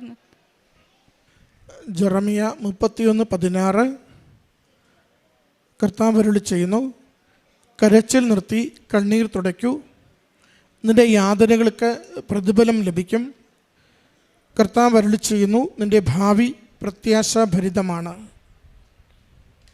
സിന്ധു തോമസ് എന്ന ഈ അമ്മയും അമലു എന്ന മകളും ഉടമ്പടി ജീവിതത്തിൽ ലഭിച്ച ദൈവാനുഗ്രഹങ്ങളെ അമ്മ മാതാവിൻ്റെ തിരുനടയിൽ സന്തോഷത്തോടെ സാക്ഷ്യപ്പെടുത്തുകയാണ്. ഉടമ്പടി എന്തെന്ന് നമുക്കറിയാം. പരിശുദ്ധമ്മയുടെ കരം പിടിച്ച് ഈശോയുമായിട്ടുള്ള അഭേദ്യമായ ഒരു ബന്ധത്തിലേക്ക് നമ്മളെ ചേർത്ത് നയിക്കുന്ന ജീവിതക്രമത്തിൻ്റെ പേരാണ് ഉടമ്പടി. ഉടമ്പടി എന്തുകൊണ്ട് കൃപാസനത്തിൽ ലഭിച്ചു എന്നതിന് പരിശുദ്ധ അമ്മ മാതാവ് 2004 ഡിസംബർ 7-ാം തീയതി ഈ ആലയത്തിൽ പ്രത്യക്ഷപ്പെടുകയും ആ പ്രത്യക്ഷീകരണത്തിൻ്റെ തുടർച്ചയായി ജോസഫച്ചന് കൈമാറുകയും ചെയ്ത ദൈവപര പ്രസാദത്തിൻ്റെ കൃപാവര പദ്ധതിയാണ് മരിയൻ ഉടമ്പടി എന്നത്. എന്തിനു വേണ്ടി ഉടമ്പടി എടുക്കുന്നുവെന്ന് നമുക്ക് ഓർമ്മയുണ്ടാവണം. അത് നമുക്ക് കഴിവിനാൽ നേടാനാവാത്തത്, നമ്മുടെ സമ്പത്തിനാൽ നമുക്ക് നേടാനാവാത്തത്, നമ്മുടെ പരിശ്രമത്താൽ നമുക്ക് ലഭിക്കാത്തത്, ആ നിയോഗങ്ങൾക്ക് വേണ്ടിയാണ് നമ്മൾ ഉടമ്പടി എടുക്കുന്നത്. ഭൗതിക ജീവിതത്തിൻ്റെ ഏത് വിഷയത്തിലും നമുക്ക് ഉടമ്പടി എടുക്കാവുന്നതാണ്. ഉടമ്പടി എടുക്കുമ്പോൾ ശ്രദ്ധിക്കേണ്ടത്, അത് ദൈവകൃപയിൽ ആശ്രയിച്ചുകൊണ്ട് മാത്രം ദൈവശക്തിയാൽ നമുക്ക് കൈമാറുന്ന വിഷയങ്ങൾ മാത്രം അമ്മ മാതാവിൻ്റെ അരികിൽ നിയോഗമായി നാം എപ്പോഴും എഴുതി സമർപ്പിക്കണം. കാരണം ഒരനുഗ്രഹം ലഭിച്ചതിന് ശേഷം അതെൻ്റെ കഴിവ് കൊണ്ട്, എൻ്റെ പഠനം കൊണ്ട്, എൻ്റെ സമ്പത്ത് കൊണ്ട്, എൻ്റെ ബന്ധുബലം കൊണ്ട് കിട്ടിയെന്ന് പറഞ്ഞ് ദൈവത്തിന് കൊടുക്കേണ്ട നന്ദിക്ക് ഒരല്പം പോലും കുറവ് വരുവാൻ പാടുള്ളതല്ല. അതുകൊണ്ടാണ് ജോസഫച്ചൻ ഉടമ്പടി ധ്യാനത്തിൽ സംശയമില്ലാതെ പറയുക, നടക്കില്ല എന്ന് പറയുന്നത്, അസാധ്യമെന്ന് പറയുന്നത്, പരിശ്രമിച്ച് പരാജയപ്പെട്ട് തീർന്നത് എല്ലാം ഉപേക്ഷിച്ചത് ആ വിഷയങ്ങൾ മാത്രം അമ്മയുടെ കരങ്ങളിലേക്ക് നിങ്ങൾ എഴുതി സമർപ്പിക്കുക. അതിന് അമ്മ മാതാവ് ഈശോയ്ക്ക് കൊടുത്ത് നമ്മളെ അനുഗ്രഹിക്കുമെന്ന്. ഉടമ്പടി ജീവിക്കുവാൻ എന്താണ് നമ്മളോട് പറയുന്നത്? ഉടമ്പടി ജീവിക്കുവാൻ നമ്മളോട് പറയുന്നത് വിശുദ്ധിയുള്ള ഒരു ജീവിതം ദൈവസന്നിധിയിൽ സമർപ്പിക്കണം. വിശുദ്ധിയുള്ളൊരു ജീവിതം ദൈവസന്നിധിയിൽ സമർപ്പിക്കുമ്പോൾ ദൈവശക്തി നമ്മളിൽ ഇടപെടുകയും ജീവിതത്തിൻ്റെ ഏതൊരു മേഖലയിലുള്ള വിഷയത്തിന്മേലും ദൈവം നമുക്ക് തീരുമാനങ്ങളും സൗഖ്യവും സംരക്ഷണവും നൽകുകയും ചെയ്യും. ഈ അമ്മയും മകളും പറയുന്ന സാക്ഷ്യങ്ങളിൽ നമുക്കിത് കാണുവാനാകും. അമ്മ പറയുന്നുണ്ട്, ജീവിത പങ്കാളിക്കൊരു ഓപ്പറേഷൻ വേണ്ടി വന്നു, 17 ലക്ഷം രൂപ വേണം, കയ്യിലൊന്നുമില്ല. സമയച്ചുരുക്കത്തിൻ്റെ അമ്മ ചുരുങ്ങിയ മണിക്കൂറുകൾ കൊണ്ട്, ദിവസങ്ങൾ കൊണ്ട് ആ ഓപ്പറേഷനുള്ളത് മുഴുവനും ശേഖരിക്കുവാൻ പറ്റുന്ന വിധത്തിൽ കുടുംബത്തെ സഹായിച്ചുവെന്ന്. മകൾ പറയുന്നുണ്ട്, അവസാന പരീക്ഷയ്ക്ക് പോകുമ്പോൾ അധികമൊന്നും പഠിച്ചിട്ടില്ല, എൻ്റെ കഴിവിനപ്പുറമുള്ളതാണ് പഠിക്കുവാനുള്ളതെല്ലാം, സമയം കിട്ടിയില്ല. എങ്കിലും പരീക്ഷയ്ക്ക് ചെല്ലുമ്പോൾ ഞാൻ അനുഭവിച്ചത്, എനിക്ക് കൈമാറിയ അനുഭവം, ഞാൻ കണ്ടിട്ടില്ലാത്തത്, ഞാൻ വായിച്ചിട്ടില്ലാത്തത്, ഉത്തരം എന്തെന്നുപോലും ഞാൻ ചിന്തിച്ചിട്ടില്ലാത്തത് അവ എൻ്റെ കാതുകളിലിരുന്ന് പറഞ്ഞുകൊണ്ടിരിക്കുന്നു, എൻ്റെ കൈ അവ എഴുതിക്കൊണ്ടിരിക്കുന്നു. അതെൻ്റെ അമ്മ മാതാവിൻ്റെ സാന്നിധ്യമായിരുന്നു. അത് എഴുതി എന്നതിലല്ല കാര്യമിരിക്കുക, മറിച്ച് എഴുതിയ പരീക്ഷ വിജയമാക്കി തന്നുകൊണ്ട് ഞാൻ കൂടെയുണ്ട് എന്നമ്മ ഉറപ്പിച്ചു കൊടുക്കുകയാണ്. പ്രിയമുള്ളവരെ, ഉടമ്പടിയുടെ പ്രത്യേകത, അതൊരു സന്ദേശം കിട്ടിയാൽ, അമ്മയുടെ ഒരു സാന്നിധ്യം നൽകിയാൽ, ചില കാര്യങ്ങൾക്ക് നമുക്ക് നിർദ്ദേശം കിട്ടിയാൽ അതതിൻ്റെ ഫലം വരെയും കൂടെ ഉണ്ടാകും എന്നതാണ്. അതുകൊണ്ട് ഉടമ്പടിയിൽ നമ്മൾ ദൈവസന്നിധിയിൽ എത്ര കണ്ട് എളിമപ്പെട്ട് നമ്മുടെ ജീവിതത്തെ വിശുദ്ധീകരിച്ചു കൊടുക്കുവാൻ തയ്യാറാകുന്നുവോ അതനുസരിച്ച് എത്ര വലിയ വിഷയത്തിന്മേലും സമയച്ചുരുക്കത്തിൽ നമ്മളെപ്പോലും അത്ഭുതപ്പെടുത്തിക്കൊണ്ട് അമ്മ മാതാവ് തിരുക്കുമാരൻ്റെ ഇടപെടലിലൂടെ നമുക്ക് അനുഗ്രഹം ചൊരിഞ്ഞുകൊണ്ടിരിക്കും. അതുകൊണ്ട് എല്ലാ ഇല്ലായ്മകളും ഏറ്റെടുത്ത് അനുഗ്രഹിക്കുന്ന ദൈവത്തിൻ്റെ പുതിയ കൃപാവര പദ്ധതിയുടെ പേരാണ് മരിയൻ ഉടമ്പടി എന്നത്. എല്ലാ ഇല്ലായ്മകളും, അത് അമ്മ മാതാവാണ് ഇല്ലായ്മകളെക്കുറിച്ച് പറയുന്നത്. അമ്മയാണ് പറയുന്നത്, കാനായിൽ അവർക്ക് വീഞ്ഞില്ലെന്ന്. വീഞ്ഞില്ല എന്നത് വീഞ്ഞിനെക്കുറിച്ച് മാത്രമല്ല, മനുഷ്യ ജീവിതത്തിൻ്റെ ഏതൊക്കെ ഇല്ലായ്മകളുണ്ടോ ആ ഇല്ലായ്മകളിലൊക്കെയും ദൈവത്തിൻ്റെ ഇടപെടലുകളിലൂടെ സമൃദ്ധി ഉണ്ടാകുമെന്ന് കാലത്തിനും ലോകത്തിനും ഓർമ്മിപ്പിക്കുന്ന മറിയത്തിൻ്റെ ഇടപെടലാണ് കാനായിൽ 2:5 നമ്മൾ കാണുന്നത്. പ്രിയമുള്ളവരെ, യോഹന്നാൻ 2:5 നാം വായിക്കുന്നത് പോലെ ജീവിതത്തിൻ്റെ ഇല്ലായ്മകളെ അമ്മയുടെ കരങ്ങളിലേക്ക് ഏൽപ്പിച്ചു കൊടുത്ത് നമ്മുടെ ജീവിതത്തെ ക്രമപ്പെടുത്തുവാൻ തയ്യാറാണോ? ദൈവത്തിൻ്റെ വലിയ കാര്യങ്ങൾ ജീവിതത്തിൽ അനുഭവിക്കുന്നതിന് അമ്മ മാതാവ് നമ്മളെ സഹായിച്ചു കൊണ്ടിരിക്കും. ഈ കുടുംബത്തിന് ലഭിച്ച ഓരോ അനുഗ്രഹത്തിനും അമ്മ മാതാവിനും തിരുക്കുമാരനും നന്ദി പറഞ്ഞുകൊണ്ട് കരങ്ങളടിച്ച് ഈ സാക്ഷ്യം നമുക്ക് സമർപ്പിക്കാം. മാതാവേ, കൃപാസന മാതാവേ, അങ്ങേക്ക് കോടാനുകോടി നന്ദികൾ ഞാൻ പറയുകയാണ്. എൻ്റെ പേര് റെനി എന്നാണ്. ഞാൻ ചെത്തി ഇടവകയിൽ നിന്ന് വരുന്നു. കൂടെയുള്ളത് എൻ്റെ ഹസ്ബൻഡാണ്, യൂജിൻ എന്നാണ് പേര്. ഞാനിവിടെ 2018 എൻ്റെ ഒരു ആൻറ്റി പറഞ്ഞിട്ടാണ് ഞാനിവിടെ ഒരു ഉടമ്പടി എടുക്കാൻ വന്നത്. പക്ഷേ 2018 വന്ന് ഉടമ്പടി എടുത്തെങ്കിലും അതെനിക്ക് കണ്ടിന്യൂ ചെയ്ത് പോകാനായിട്ട് സാധിച്ചില്ല. ഞാനൊരു കോൺട്രാക്റ്റ് ബേസിൽ ജോലി ചെയ്തിരുന്ന നേഴ്സായിരുന്നു. അതിൻ്റെ ഭാഗമായിട്ട് പല പല പ്രശ്നങ്ങളും അന്നേരം ഉണ്ടായിരുന്നു. അതിൻ്റെ പ്രോഗ്രാമിൻ്റെ ഫലമായിട്ട് എനിക്ക് ഉടമ്പടിയിൽ കുർബാനയ്ക്കോ അങ്ങനെയുള്ള കാര്യങ്ങളിലൊന്നും പങ്കെടുക്കാനായിട്ട് എനിക്ക് സാധിച്ചിരുന്നില്ല. പിന്നീട് ഞാൻ വീണ്ടും വന്ന് ഉടമ്പടി പുതുക്കി. അപ്പം ഞാനൊരു PSCയുടെ ടെസ്റ്റ് എഴുതിയിട്ടുണ്ടായിരുന്നു. അതിനകത്ത് ലിസ്റ്റിൽ കുറേ പുറകായിരുന്നു. അപ്പം അതൊരു പ്രതീക്ഷയുമില്ല കിട്ടുമെന്നുള്ളത് തന്നെ. പിന്നെ അതിൻ്റെ പുറകെ കേസ് കാര്യങ്ങൾ അങ്ങനെ കുറേ നടന്നു ഞാൻ. പിന്നെ ഞാൻ അത് ഉപേക്ഷിച്ചു. എന്നിട്ട് ഞാനിവിടെ വന്ന് വീണ്ടും ഉടമ്പടി പുതുക്കി. 3ാമത്തെ പുതുക്കലിന് ഞാൻ വന്നപ്പോൾ പറഞ്ഞു, എനിക്കൊരു ലിസ്റ്റിൽ കിടപ്പുണ്ട് പേര്, അത് കിട്ടുമോ എന്ന് ചോദിച്ചപ്പോൾ പറഞ്ഞു ഗവൺമെൻറ്റിൻ്റെ കാര്യമല്ലേ, അതിലിപ്പോൾ കിട്ടാനൊന്നും പോകുന്നില്ല എന്നെല്ലാവരും പറഞ്ഞു എൻ്റെ കൂടെയുള്ളവർ. ഞാൻ മാതാവിനോട് വന്ന് പ്രാർത്ഥിക്കുകയും എനിക്ക് വരാൻ പറ്റുന്ന ദിവസങ്ങളിലൊക്കെ ഞാൻ ഇവിടെ വന്ന് കൊന്ത എത്തിക്കാറുണ്ടായിരുന്നു. തിങ്കളാഴ്ച പാടെ എല്ലാ ദിവസവും ഞാൻ അങ്ങനെ ഇത് സാധിച്ചു കിട്ടും എന്നുള്ളൊരു പ്രതീക്ഷ മാതാവ് എനിക്ക് തരും, എനിക്കൊന്ന് വിശ്വാസം ഉണ്ടായിരുന്നു. അതിൻ്റെ ഫലമായിട്ട് ഞാൻ എല്ലാ തിങ്കളാഴ്ചയും ഇവിടെ വന്ന് കൊന്ത എത്തിക്കുമായിരുന്നു. കരഞ്ഞ് കൊന്ത എത്തിക്കുമായിരുന്നു. എനിക്കൊരു ജോലി എന്നതെൻ്റെ ഒരു സ്വപ്നമായിരുന്നു. അപ്പോൾ അത് മാതാവ് എനിക്ക് സാധിച്ചു തന്നു. ആ ഉടമ്പടിയിൽ ആദ്യം ഞാൻ വെച്ചിരുന്നത് അതായിരുന്നു. അതെനിക്ക് സാധിച്ചു തന്നു. പിന്നെ കൂടാതെ എൻ്റെ ഹസ്ബൻഡ് ഒരു ദിവസം ബൈക്കിൽ പോയപ്പോൾ സ്കിഡ് ചെയ്ത് വീണു. അപ്പോൾ മുട്ടിൻ്റെ പാട പൊട്ടിപ്പോയെന്നാണ് ഡോക്ടർ പറഞ്ഞത്. കുറച്ച് ദിവസം കഴിഞ്ഞാണ് ഹസ്ബൻഡ് പറയുന്നത്. അപ്പോൾ അവിടെ ഇങ്ങനെ വെള്ളം കെട്ടിക്കിടന്നപ്പോഴത്തേക്ക് ഡോക്ടറെ കൊണ്ടുവന്നപ്പോഴത്തേക്ക് ഡോക്ടർ അത് കുത്തിയെടുത്തിട്ട് 2-3 പ്രാവശ്യം കുത്തിക്കളഞ്ഞിട്ട് പറഞ്ഞു, ഇനി ഇത് പറ്റത്തില്ല, ഇത് സർജറിയേ പറ്റത്തുള്ളൂ, അപ്പോൾ നിങ്ങൾ അനസ്തേഷ്യ ഡോക്ടറെ കണ്ടിട്ട് പോയിക്കൊള്ളാൻ വേണ്ടി പറഞ്ഞു. അപ്പോൾ ഞങ്ങൾ അനസ്തേഷ്യ ഡോക്ടറെ കാണാം എന്നുള്ള പ്രതീക്ഷയിൽ വന്നിട്ട് പിന്നെയും മാതാവിനെ പ്രാർത്ഥിച്ച് ഞാൻ ഈ ഉടമ്പടി തൈലവും ഉപ്പും എല്ലാം അയാൾക്ക് കൊടുത്തിട്ട്, മാതാവ് എന്തെങ്കിലും ഒരു വഴി എനിക്ക് കാണിച്ചു തന്നെ, സർജറി ഒഴിവാക്കി തന്നെ, മുട്ടിന് സർജറി ചെയ്ത് കഴിഞ്ഞാൽ പിന്നെ എന്തെങ്കിലുമൊക്കെ പ്രശ്നങ്ങൾ കാണും, ജോലിക്കൊന്നും പോകാൻ പറ്റത്തില്ലല്ലോ എന്നൊക്കെ വിചാരിച്ച് ഇങ്ങനെ പ്രാർത്ഥിച്ചിട്ടിരിക്കുമ്പോഴത്തേക്ക് എൻ്റെ ഒരു ഫ്രണ്ട് എന്നെ വിളിച്ചിട്ട് പറയണം, ഒരു ഡോക്ടറുണ്ട്, ആ ഡോക്ടറൊന്ന് നീ പോയി കണ്ടിട്ട് വാ, എന്നിട്ട് നീ സർജറി ചെയ്താൽ മതിയെന്ന് പറഞ്ഞു. അതെനിക്ക് മാതാവായിട്ടാണ് ആ കുട്ടീനെ എന്നെ വിളിപ്പിച്ചതെന്നാണ് എൻ്റെ പൂർണ്ണമായ വിശ്വാസം. അതിൻ്റെ ഫലമായിട്ട് ഞാൻ ഹസ്ബൻഡും കൂടി ആ ഡോക്ടറെ ചെന്ന് കാണുന്നുണ്ട്. ഡോക്ടർ എന്നിട്ട് പറഞ്ഞ് ഒരു ക്രേപ്പ് ബാൻഡേജ് ഞാൻ ചുറ്റിത്തരാം, 2 ദിവസത്തിനുള്ളിൽ കുറഞ്ഞില്ലെങ്കിൽ നമുക്കിത് സർജറി ചെയ്യാമെന്ന് പറഞ്ഞു.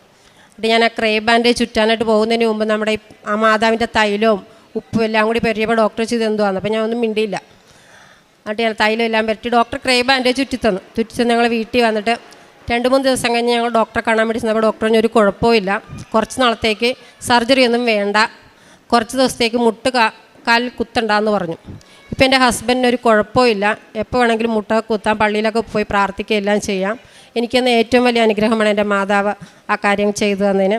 ഇപ്പം ഞാൻ സാക്ഷ്യം പറയണമെന്ന് എപ്പോഴും വിചാരിക്കും. പക്ഷേ എൻ്റെ കുറേ കാലങ്ങൾക്ക് ശേഷം എനിക്കിവിടെ വന്ന് എങ്ങനെ സാക്ഷ്യം പറയും, ഒരു കൃപ എനിക്ക് നൽകണമെന്ന് ഞാൻ എന്നും വന്ന് പ്രാർത്ഥിക്കുമായിരുന്നു മാതാവിനോട്.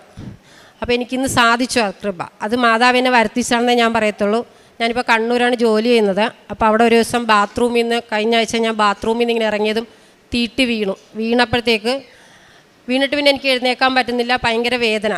അപ്പോൾ ഡോക്ടർ അവിടെ ഒരു ആയുർവേദ ക്ലിനിക്കിൻ്റെ മുകളിലാണ്. അപ്പോൾ ആ ഡോക്ടർ വന്നിട്ട് എന്നോട് പറഞ്ഞത് ഹിപ്പ് ചിലപ്പോൾ ഇതിൻ്റെ പൊട്ടൽ എന്തെങ്കിലും ഉണ്ടായിരിക്കും, അതുകൊണ്ടാണെന്ന് പറഞ്ഞു. അപ്പോൾ ഭയങ്കര വേദനയായിരുന്നു. അപ്പോൾ ഞാൻ എൻ്റെ കൂടെ ഉണ്ടായിരുന്ന സ്റ്റാഫിനോട് ആദ്യം പറഞ്ഞത്, എൻ്റെ കയ്യിൽ ഈ കൊന്തയും കാശ് രൂപത്തിൻ്റെ ഈ കൊന്തയും എപ്പോഴും തൈലവും ഉപ്പും ഉണ്ടാകാറുണ്ട് ബാഗിൽ, അതുകൊണ്ടാണ് ഞാൻ എപ്പോഴും നടക്കുന്നത്. അപ്പം ഞാൻ പറഞ്ഞ സിസ്റ്ററെ എനിക്ക് ആ കൊന്തയും ആ തൈലവും ഒന്ന് എടുത്തു വരുമോ എന്ന് ചോദിച്ചു. ഞാൻ ആ കൊന്തയും എൻ്റെ ഈ ഹിപ്പിൽ വെച്ചിട്ടാണ് ഞാൻ ഹോസ്പിറ്റലിലേക്ക് പോയത്. മാതാവേ എനിക്ക് ഫ്രാക്ചറൊന്നും ഉണ്ടാകരുത്, എന്നെ കാത്തുകൊള്ളണേ എന്ന് പറഞ്ഞ് പ്രാർത്ഥിച്ചു. അപ്പോൾ എല്ലാവരും പറഞ്ഞ് റെനി എന്തായാലും ഫ്രാക്ചറുണ്ട്, എന്തായാലും പേടിക്കേണ്ട, കുഴപ്പമില്ല, റിലാക്സ് ചെയ്യുന്നൊക്കെ പറഞ്ഞിരുന്നു. അപ്പം ഞാൻ പറഞ്ഞില്ല എനിക്കൊന്നും വരുത്തത്തില്ല, മാതാവിനെ രക്ഷിക്കുമെന്ന് പറഞ്ഞു. അപ്പോൾ അവർ പറഞ്ഞ് എന്നാൽ എക്സ്റേ എടുത്ത് നോക്കാമെന്ന് പറഞ്ഞു. എക്സ്റേ എടുത്ത് നോക്കിയപ്പോൾ ഡോക്ടറിന് അതിശയം, ഫ്രാക്ചറൊന്നുമില്ല, രക്ഷപ്പെട്ടു കേട്ടോ എന്ന് പറഞ്ഞു. അപ്പോൾ എല്ലാവരും പറഞ്ഞു റെനിയുടെ മാതാവ് റെനീനെ രക്ഷിച്ചു എന്ന്. എനിക്കതിനെ കോടാനുകോടി നന്ദി പറയുന്നു മാതാവിന് ഞാൻ. പിന്നെ ഞാൻ പ്രേക്ഷിത പ്രവർത്തനം എന്ന് വെച്ചാൽ പേപ്പർ എല്ലായിടത്തും കൊണ്ട് കൊടുക്കുമായിരുന്നു, വീടുകൾ തോറും, പിന്നെ ഹോസ്പിറ്റൽ തോറും കൊണ്ട് കൊടുക്കുമായിരുന്നു. പാലിയേറ്റീവ് പേഷ്യൻറ്റിന് ഞാൻ കാണാൻ പോകാറുണ്ട്, എന്നാൽ കഴിയുന്ന സഹായം ഞാൻ ചെയ്യാറുണ്ട്. പിന്നെ പാലിയേറ്റീവ് പേഷ്യൻ്റെ അടുത്ത് പോയാൽ ഞാൻ കുറേ നേരം ഇരുന്ന് സംസാരിക്കും, അവരുടെ കുറേ കാര്യങ്ങളൊക്കെ കേട്ടിരിക്കും. പിന്നെ ചോറ് കഴിക്കാൻ നിവൃത്തിയില്ലാത്തവരോട് പറയുകയാണെങ്കിൽ അവർക്ക് ചോറൊക്കെ മേടിച്ച് കൊടുക്കാറുണ്ട്. എന്നാൽ കഴിയുന്ന സഹായങ്ങൾ എൻ്റെ കയ്യിലുള്ള പോലെ ഞാൻ സഹായിക്കാറുണ്ട് മറ്റുള്ളവരെ. പിന്നെ കുർബാനകളിലെല്ലാം മിക്കവാറും കൂടാറുണ്ട്. കൊന്ത ഞാൻ എന്നും എത്തിക്കാറുണ്ട്, കുറേ കൊന്തകൾ എത്തിക്കാറുണ്ട്. യാത്രകൾ പോകുമ്പോഴും നടന്നു പോകുമ്പോഴും എല്ലാം ഞാൻ കൊന്ത എത്തിക്കും. മാതാവിൻ്റെ ഈ കാശ് രൂപ എൻ്റെ കയ്യിലുള്ളിടത്തോളം കാലം ഞാൻ ഒന്നിനും എനിക്ക് ബുദ്ധിമുട്ട് വരുത്തത്തില്ല എന്ന് എൻ്റെ മാതാവിനോട് ഞാൻ കോടാനുകോടി നന്ദി പറയുന്നു. മലാക്കി പ്രവാചകന്റെ പുസ്തകത്തിൽ നിന്ന് 3-ാം അധ്യായം 17-ാം തിരുവചനം. സൈന്യങ്ങളുടെ കർത്താവ് അരുളി ചെയ്യുന്നു, അവർ എൻ്റേതായിരിക്കും, ഞാൻ പ്രവർത്തിക്കുന്ന ദിവസം അവർ എൻ്റെ പ്രത്യേക അവകാശമായിരിക്കും. പിതാവ് തന്നെ സേവിക്കുന്ന പുത്രനെ എന്ന പോലെ ഞാൻ അവരെ രക്ഷിക്കും. റെനി യൂജിൻ എന്ന ഈ ദമ്പതികളുടെ വളരെ മനോഹരമായ പ്രത്യക്ഷീകരണ സാക്ഷ്യമാണ് നാം കേട്ടത്. റെനി പറയുകയായിരുന്നു, എനിക്ക് പല കാര്യങ്ങളും ഞാൻ ഉടമ്പടി ചെയ്തപ്പോൾ നിയോഗത്തിൽ വെച്ചിരുന്ന പല കാര്യങ്ങളും എനിക്ക് സാധിച്ചു കിട്ടിയിരുന്നില്ല. പക്ഷേ എനിക്ക് നമുക്ക് ആവശ്യമുള്ളതെല്ലാം സ്വർഗസ്ഥനായ പിതാവ് അറിയുന്നു എന്ന് ഈശോ നമ്മോട് സുവിശേഷങ്ങളിൽ പറയുന്നുണ്ട്. ഇവർക്ക് ആവശ്യമുള്ള കാര്യങ്ങളാണ് യഥാസമയങ്ങളിൽ എപ്പോഴും കൊടുത്തുകൊണ്ടിരുന്നത്. അങ്ങനെ നമുക്ക് ആവശ്യമുള്ള കാര്യങ്ങൾ കൃത്യസമയത്ത് നൽകുന്നതിൻ്റെ ഒരു പാരലൽ എക്സ്പീരിയൻസ് എന്ന് പറയുന്നത് നാം എപ്പോഴാണോ അവിടുത്തെ രാജ്യവും അവിടുത്തെ നീതിയും അന്വേഷിക്കുന്നത്, ബാക്കിയെല്ലാം നമ്മോട് കൂട്ടിച്ചേർക്കപ്പെടുമെന്നുള്ളതാണ്. റെനിയും തൻ്റെ ഹസ്ബൻഡും യൂജിൻ ചെയ്തിരുന്നത് ആദ്യം അവിടുത്തെ രാജ്യവും അവിടുത്തെ നീതിയും, അങ്ങയുടെ ഇഷ്ടം ഞങ്ങളിൽ നിറവേറട്ടെ എന്ന് പ്രാർത്ഥിച്ചപ്പോഴെല്ലാം, അങ്ങയുടെ തിരുമനസ് ഞങ്ങളിൽ നിറവേറട്ടെ എന്ന് പ്രാർത്ഥിച്ചപ്പോഴെല്ലാം അവർക്ക് അന്നന്നത്തെ അപ്പവും അവരെ എല്ലാ തിന്മകളിൽ നിന്ന് രക്ഷിക്കുകയും ചെയ്തിരുന്ന വലിയ അനുഭവത്തിൻ്റെ സാക്ഷ്യമാണിത്. അവരുടെ വലിയൊരു ആഗ്രഹമായിരുന്നു, അവർക്കൊരു ജോലിയില്ലായിരുന്നു, വളരെയധികം യോഗ്യതകളുണ്ടായിരുന്നിട്ടും ജോലി ലഭിക്കുന്നില്ല. അങ്ങനെ 44-ാമത്തെ വയസ്സിലാണ് ഈ മകൾക്കൊരു ഗവൺമെൻറ് ജോലി ലഭിച്ച് പരിശുദ്ധ അമ്മയുടെ മധ്യസ്ഥതയിൽ ഈശോ അവർക്ക് ജോലി നൽകി അനുഗ്രഹിച്ചിരിക്കുന്നത്. നമുക്കറിയാം, നമുക്ക് പ്രതീക്ഷയ്ക്ക് വകയില്ലാത്ത സമയങ്ങളാണ്. നമ്മുടെ പ്രായം കടന്നു പോകുമ്പോൾ ഇനി ഒരു 30 വയസ്സ് കഴിയുമ്പോൾ തന്നെ നമുക്ക് വലിയ ആവലാതിയാണ്. പക്ഷേ റെനിയുടെ വലിയ വിശ്വാസവും വിശ്വസ്തതയുമാണ്, എനിക്കുള്ളത് ഈശോ എനിക്ക് നൽകും, ഒരു പ്രത്യാശയുടെ 60 മേനി കൊയ്യുന്ന ഒരു അനുഭവമാണ്. ബഹുമാനപ്പെട്ട ജോസഫ് അച്ഛൻ നമ്മളോട് പറയുന്നതാണ്, 30 മേനി കൊയ്യുക എന്നുള്ളത് നിങ്ങൾക്ക് വിശ്വാസം മാത്രമേ ഉള്ളൂ. നമുക്ക് വിശ്വസ്തത ഉണ്ടെങ്കിൽ അത് 60 മേനിയായിരിക്കും. എനിക്കുള്ളത് ഈശോ എനിക്ക് തരും എന്നുള്ള വലിയ 60 മേനി കൊയ്യുന്നത്. 100 മേനി എന്ന് പറയുന്നത് സ്നേഹമാണെന്ന് ജോസഫ് അച്ഛൻ നമ്മെ ഓർമ്മിപ്പിക്കുന്നുണ്ട്.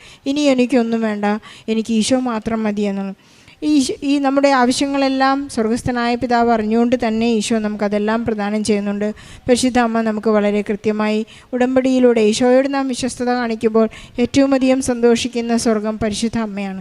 പരിശുദ്ധ അമ്മ നമുക്ക് വേണ്ടി എല്ലാം നിവർത്തിച്ചു തരികയും നമ്മെ എപ്പോഴും ഈശോയുടെ അടുത്തേക്ക് അമ്മ കൊണ്ടുപോവുകയും ചെയ്യുന്നുണ്ട്. അതുപോലെ തന്നെ ഇവരുടെ വലിയൊരു അത്ഭുതത്തെക്കുറിച്ച് പറയുന്നുണ്ടായിരുന്നു. യൂജിൻ്റെ കാലിലെ ഒരു പാടയുണ്ടായിരുന്നു, സർജറി വേണമെന്ന് പറഞ്ഞു. പക്ഷേ ഒരു സ്ക്രേപ്പ് ബാൻഡ് മാത്രം കെട്ടിയാൽ മതി, അത് ശരിയായിക്കൊള്ളും എന്നുള്ള ഒരു വൈദ്യശാസ്ത്രമായിരുന്നു പിന്നീടുണ്ടായത്. അതിൻ്റെ പോലും ആവശ്യമുണ്ടായിരുന്നില്ല. കാരണം ഇവിടുത്തെ നേർച്ച വസ്തുക്കൾ കൊണ്ട് തന്നെ തൈലം പൂശി അവർ ഉപ്പും തേനും ഉപയോഗിച്ചുകൊണ്ടാണ് പരിശുദ്ധ അമ്മയുടെ വലിയ മധ്യസ്ഥതയിൽ അവർക്ക് സൗഖ്യം ലഭിച്ചതെന്ന് അവർ സാക്ഷ്യപ്പെടുത്തുന്നു. 20 വർഷത്തോളമായിട്ടുണ്ടായിരുന്ന ഒരു വലിയ തുമ്മൽ, അത് സഹോദരി പറയാൻ മറന്നുപോയതായിരിക്കാം, അവർ സാക്ഷ്യ സ്ഥിരീകരണ സമയത്ത് പറഞ്ഞതായിരുന്നു. 20 വർഷത്തോളം എപ്പോഴും വലിയ തുമ്മലായിരുന്നു, വലിയ അലർജിയായിരുന്നു അവർക്ക്. അത് പരിശുദ്ധ അമ്മയുടെ മധ്യസ്ഥതയിൽ മകൾക്ക് വലിയൊരു സൗഖ്യം ലഭിച്ചതായി സാക്ഷ്യപ്പെടുത്തുന്നു. അങ്ങനെ ഇവർക്ക് ആവശ്യമുള്ളതെല്ലാം ഈശോ എപ്പോഴും നൽകിക്കൊണ്ടിരിക്കുന്നു എന്നുള്ളതിൻ്റെ ഒരു വലിയ സാക്ഷ്യമാണ്. നാം എത്രമാത്രം ഈശോയോട് സ്നേഹപൂർവ്വം നാം ഈശോയോട് അടുക്കുന്നുവോ, നമ്മുടെ വിശുദ്ധ ദിവ്യബലിയിൽ നമുക്ക് ലഭിക്കുന്ന ആശ്വാസവും അവിടുത്തെ വലിയ തിരുരക്തത്തിൻ്റെ സംരക്ഷണവുമെല്ലാം നാം ഏറ്റുപറയേണ്ട ഒരു വലിയ വേദിയാണ് ഈ അൾത്താര. കാരണം പരിശുദ്ധ അമ്മ ജീവനോടെ പ്രത്യക്ഷപ്പെട്ടുകൊണ്ട് നമ്മയെല്ലാം ദുരന്തങ്ങളിൽ നിന്ന് രക്ഷപ്പെടുവാൻ വേണ്ടി പ്രാർത്ഥിക്കാനും ആഹ്വാനം ചെയ്ത ഒരു പരിശുദ്ധമായ സ്ഥലമാണ്. ഇവിടെ ഓരോരുത്തരും വന്ന് ഉടമ്പടിയിൽ വളരെ വിശുദ്ധമായ ആത്മാവോടും ശരീരത്തോടും കൂടെ വന്നെയാണ് വിശുദ്ധ കുമ്പസാരം സ്വീകരിച്ച് ഒരുങ്ങിക്കൊണ്ടാണ് ഇവിടെ വന്ന് ഈ മകൾ പറയുകയുണ്ടായി, ഞാൻ പലപ്പോഴും ആഗ്രഹിച്ചതാണ്, പക്ഷേ എനിക്കത് സാധിക്കുമായിരുന്നില്ല. ഒരു പക്ഷേ മടി കൊണ്ടോ നാണം കൊണ്ടൊക്കെ ആയിരിക്കാം, അവർക്കുള്ള സഭാകമ്പം കൊണ്ടോ എന്തോ അവർക്കത് പറയാനുള്ള ഒരു അവസരം ലഭിച്ചിരുന്നില്ല. എന്നാൽ ഇത് കൃപയുടെ ദിവസമായി അവർ കാണുന്നു. നമുക്ക് കൃപ ലഭിക്കുന്ന സമയങ്ങളെ ഒന്നും നാം തട്ടിമാറ്റരുത്. അത് ദൈവത്തിൻ്റെ വലിയൊരു അനുഗ്രഹത്തിൻ്റെയും അഭിഷേകത്തിൻ്റെയും സമയമാണ്. നമുക്ക് റെനിക്കും യൂജനും ലഭിച്ച, അവരുടെ കുടുംബത്തിന് ലഭിച്ച സൗഖ്യത്തിനും അനുഗ്രഹങ്ങൾക്കും നന്ദി പറഞ്ഞുകൊണ്ട് ജോലിയില്ലാതെ വിഷമിക്കുന്ന എല്ലാ മക്കളെയും ഈ സാക്ഷ്യത്തോട് ചേർത്ത് വെച്ചുകൊണ്ട് നമ്മുടെ പരിശുദ്ധ അമ്മയ്ക്കും ഈശോയ്ക്കും നല്ലൊരു കൈയടി നൽകി ഈ സാക്ഷ്യം നമുക്ക് സമർപ്പിക്കാം.